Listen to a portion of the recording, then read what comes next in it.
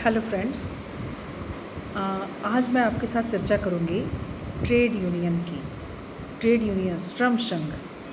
तो जैसा कि नाम से ही विदित हो रहा है, श्रम संघ यानी श्रमिकों के लिए संघ, श्रमिकों के न्याय की स्थापना के लिए, श्रमिकों को शोषण से बचाने के लिए एक ऐसा संघ जो श्रमिकों के हितों पे काम करता हो, श्रमिकों के इकोनॉमिक सोशल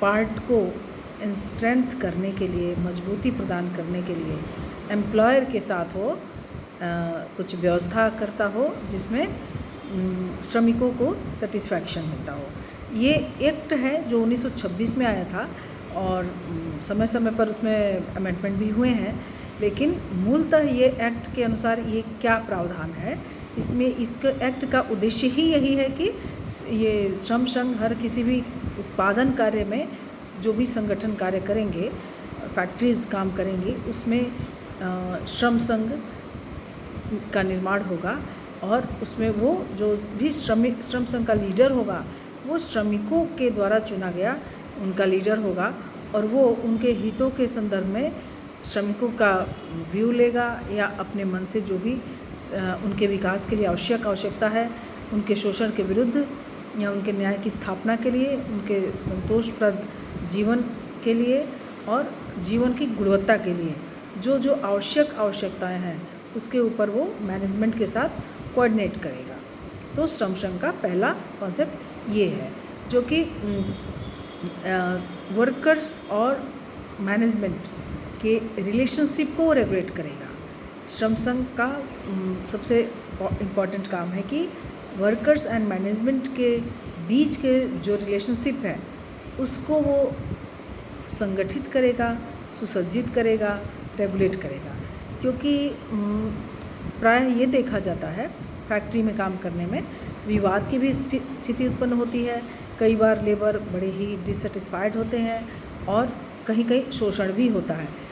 वैसे तो श्रम का इतिहास हमेशा से शोषण का ही रहा है, लेकिन अभी आज के परिप्रेक्ष्य में देखें तो बहुत सारे एक्ट ऐसे आ गए हैं जो लेबर के पक्ष में ही काम करते हैं, लेबर के पक्ष के लिए ही है। जैसे ESI है, PPF है, स्टैंडिंग ऑर्डर्स हैं, मैटरनिटी बेनिफिट है, मिनिमम वेजेस है, फैक्ट्री एक्ट है। तो इस तरह के बहुत सारे एक्ट्स हैं जो कि लेबर के पक्ष में आ गए हैं और बड़ी बड़ी ऑर्गेनाइजेशंस इसको अडॉप्ट भी कर रही हैं, उसके अनुसार वो नियम के साथ चलती हैं। तो ट्रेड यूनियन का बहुत बड़ा रोल रह नहीं जाता है। फिर भी ट्रेड यूनियन एक बहुत सक्रिय एक यूनियन किसी भी फैक्ट्री में होता है जो कि वर्कर्स के हितों के लिए काम करता है और इसमें एक कंडीशन होती है कि वो ट्रेड यूनियन मैनेजमेंट के हितों का भी ध्यान रखे। जैसे अगर वर्कर्स का डिसवांटेज लेना चाहें, मतलब अनएथिकल कोई डिमांड हो तो वो भी एक ध्यान रखने की आवश्यकता है। लेकिन वर्कर्स को एक फ्रीडम मिले काम के साथ और उनके साथ न्याय न हो, ये उनका मूल काम होता है। और इसके फीचर्स के बारे में बात करें तो ये वर्कर्स के द्वारा फॉर्म किया गया एक ऐसा संघ है जो कि कॉमन इंटरेस्ट पर जोर देता है, जिसमें सभी का हित हो और इसके साथ जो इश्यूज़ वो डील करता है वो होता है पेमेंट से संबंधित हो सकता है, गुड वर्किंग कंडीशन से संबंधित हो सकता है, वहाँ लोकल इन्वायरमेंट से संबंधित हो सकता है, कार्य के घंटे से संबंधित हो सकता है और उसके अलावा बेनिफिट्स, जो दूसरे बेनिफिट्स हैं, वेलफेयर है, सेफ्टी है और उनके जो सोशल सिक्योरिटी है, उसके संदर्भ में ये रेगुलेशन की बात करता है। उसके साथ उसके अतिरिक्त वो रिलेशनशिप हारमोनियस बना रहे उसके लिए भी काम करता है। जैसे कॉन्फ्लिक्ट पैदा नहीं हो, डिस्प्यूट्स पैदा नहीं हो, इसके लिए भी ट्रेड यूनियन आगे आता है और ग्रीवेंस अगर हो भी जाए तो ग्रीवेंस को सेटलमेंट करना भी एक ट्रेड यूनियन के कार्य में जुड़ता है। इसके अतिरिक्त सबसे जो इम्पोर्टेंट इसका रोल है वो है कलेक्टिव बार्गेनिंग। जो वर्कर्स के रिप्रेजेंटेटिव वर्कर्स की मांग को मैनेजमेंट तक पहुंचाना चाहते हैं, उसका माध्यम ट्रेड यूनियन होता है। ट्रेड यूनियन उनके सभी मांगों को कलेक्ट करता है और कलेक्टिव बार्गेनिंग की एक प्रक्रिया होती है और उस प्रक्रिया के माध्यम से वर्कर्स की डिमांड को मानी जाती है। ज़रूरी नहीं कि उनके सभी डिमांड को मैनेजमेंट मानता हो, लेकिन कुछ डिमांड तो मानना होता है, क्योंकि जब ट्रेड यूनियन उसमें होता है तो ट्रेड यूनियन एक एसोसिएशन है, एक लीगल एसोसिएशन है, लीगल संघ है, जिसके माध्यम से उनको उनकी बात को महत्व दिया जाना आवश्यक है। और इसमें वर्कर्स के डिमांड को भी राइज़ किया जाता है, मतलब उकसाया। कई जगह ऐसा देखने को मिलता है कि वर्कर्स को उकसाया जाता है कि आप ये डिमांड कीजिए, क्योंकि वर्कर्स कई स्तर पर समझ नहीं पाते हैं या समझते हैं तो बोल नहीं पाते हैं। तो कई बार ट्रेड यूनियन उनको ये प्रमोट भी करता है कि आप लोग ये डिमांड कर सकते हैं। उसके अतिरिक्त ट्रेड यूनियन निगोशिएशन का कार्य भी करता है, दोनों के बीच में समझौता करवाता है और निगोशिएट करता है। और जो मैकेनिज़्म है किसी भी ऑर्गेनाइजेशन की, फैक्ट्री की, कंपनी की, उसका जो मैकेनिज़्म है उसको वो रेगुलेट करने में और कंट्रोल करने में भी इसका ट्रेड यूनियन का बहुत बड़ा रोल होता है। और शोषण के अगेंस्ट में हमेशा वर्कर्स को प्रोटेक्ट करना उसका एक सबसे महत्वपूर्ण फीचर है। और ये एक वॉलंटरी एसोसिएशन के रूप में भी इसको समझ सकते हैं। और वर्कर्स का एक कलेक्टिव एफर्ट है, ये कलेक्टिवली ये फॉर्म किया जाता है। सभी वर्कर्स मिलके अपनी स्वेच्छा से इसको फॉर्म करते हैं और उनके इकोनॉमिक, सोशल और वोकेशनल इंटरेस्ट को प्रमोट करने के लिए ये निरंतर कार्यरत रहता है। उसके अलावा सोशियो इकोनॉमिक चेंज के लिए एक नया इन्वायरमेंट तैयार करता है ट्रेड यूनियन, जिसके माध्यम से उनके हितों की रक्षा हो सके, वर्कर्स के हितों की। और उसके बाद लीगल और पॉलिटिकल इन्वायरमेंट को चेंज करने के लिए भी ट्रेड यूनियन अपना रोल सुनिश्चित करता है, अपना रोल अदा करता है। उसके अतिरिक्त एक्सप्लॉयटेशन के खिलाफ अगर मैनेजमेंट सजग नहीं है तो उस पर लीगल एक्शन तक की भी बात संघ ले सकता है। लेकिन प्रैक्टिस में हम जो देखते हैं, फैक्ट्री में केस स्टडी अगर की जाए या बहुत सारे आर्टिकल्स आते हैं, केस स्टडी आती हैं, तो उसमें ये पाया जाता है कि अपने लेवल पर एक हार्मोनियस इन्वायरमेंट क्रिएट करके, एक पीसफुल इन्वायरमेंट क्रिएट करके बहुत सारे विवादों को सुलझाया जा सकता है। तो और इसीलिए वर्कर का पार्टिसिपेशन मैनेजमेंट में सुनिश्चित करने के लिए, प्रमोट करने के लिए ट्रेड यूनियन सतत प्रयासरत रहता है। इसका इम्पॉर्टेंट क्या है, ये क्यों महत्वपूर्ण है? क्योंकि ये एक ग्रुप साइकोलॉजी है, एक सामूहिक मनोविज्ञान है।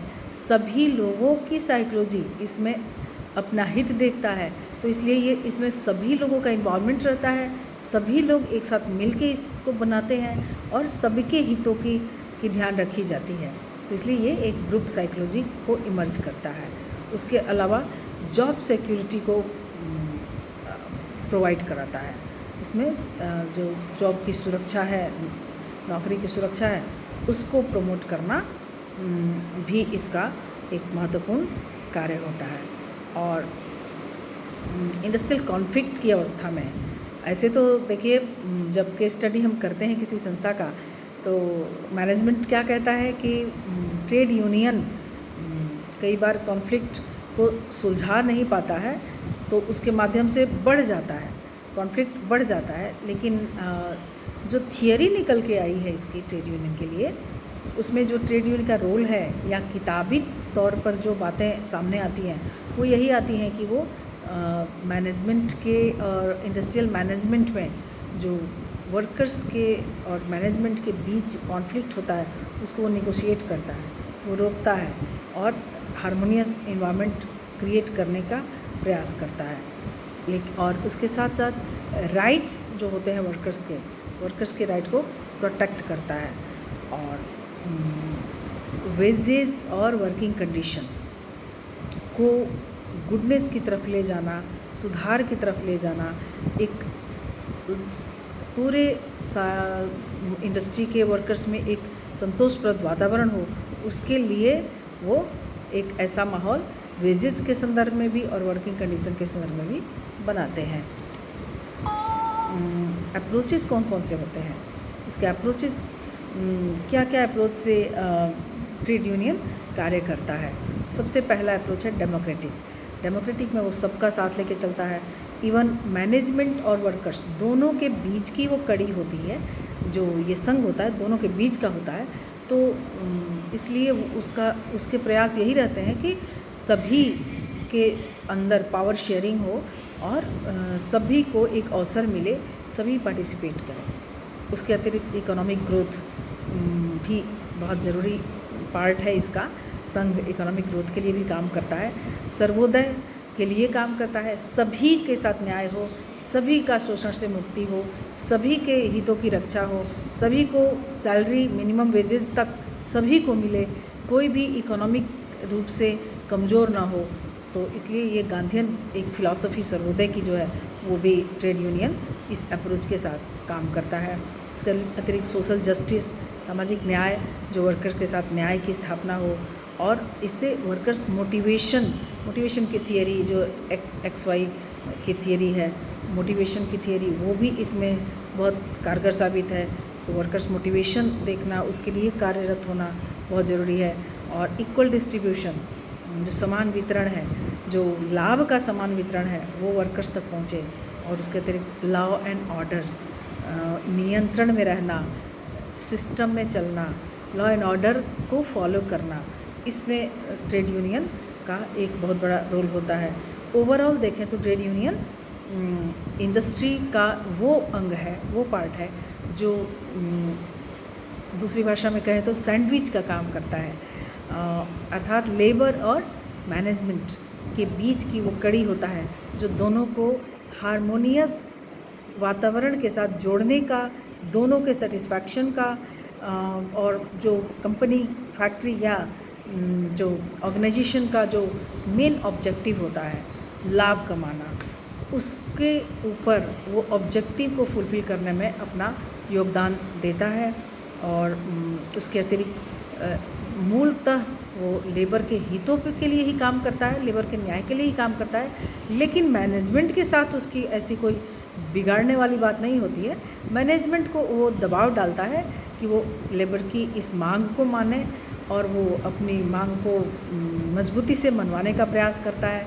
इसके लिए बहुत जगहों में, बहुत सारे ऑर्गेनाइजेशन में स्ट्राइक एंड लॉकआउट्स भी होते हैं, देखे गए हैं। लेकिन अब ये चीज़ें थोड़ी कम हुई हैं क्योंकि बहुत सारे एक्ट्स, बहुत सारे प्रोविज़न जो हैं, एक constitutional provision, constitutional safe guard इतने आ गए हैं वर्कर्स के न्याय के लिए, जस्टिस के लिए, सेटिस्फैक्शन के लिए, वेलफेयर के लिए, सिक्योरिटी के लिए।